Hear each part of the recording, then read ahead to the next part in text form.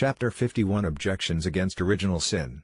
There are, of course, certain things which appear to be adversaries of this truth. For the sin of one man is not imputed as fault to others.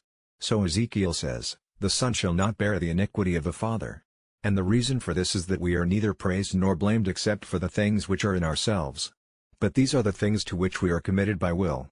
Therefore, the sin of the first man is not imputed to the entire human race. But let one answer that when one sinned, all sinned in him, as the apostle seems to say, and so the sin of one is not imputed to another, but the sin is his own. Yet even this, it seems, cannot stand. For those born of Adam were, when Adam sinned, not yet in him actually, but only in his power, as in their first origin. But to sin, since it is to act, is proportionate only to one who actually exists. Therefore, we did not all sin in Adam, but let it be said that we sinned in Adam as though originally the sin comes from him to us along with the nature. Even this seems impossible. For an accident, since it does not pass from one subject to another, cannot be passed on unless the subject is passed on. But the subject of sin is the rational soul, which is not passed on to us from our first parent, but is created by God in each and one by one, as was shown in Book 2. Therefore, it is not by origin that the sin of Adam flowed onto us. Further, if the sin of our first parent flows into others because they take their origin from him, then, since Christ took his origin from our first parent, he, also, it seems, was subject to original sin. And this is foreign to the faith. Moreover, what follows on a thing from its natural origin is natural to that thing.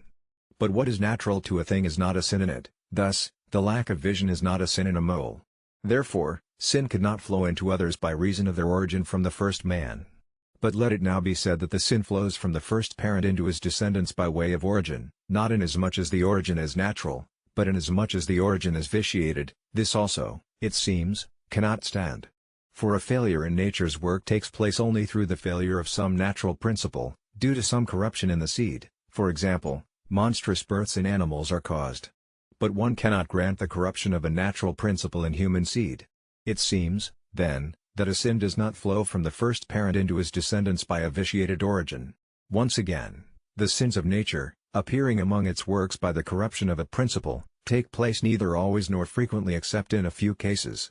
Therefore, if by a vitiated origin sin flows from the first parent into his descendants, it will not flow into all, but into some few.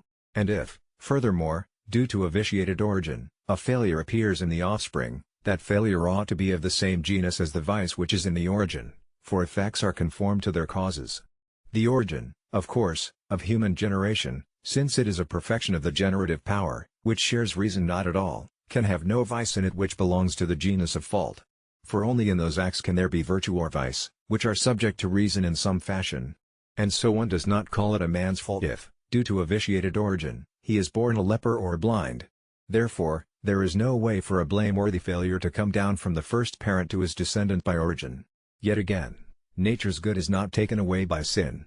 Wherefore, even in the demons natural goods remain, as Dionysius says. But generation is an act of nature. Therefore, the sin of the first man could not vitiate the origin of human generation so that the sin of the first man should flow into his descendants. Man, moreover, generates one like himself in species.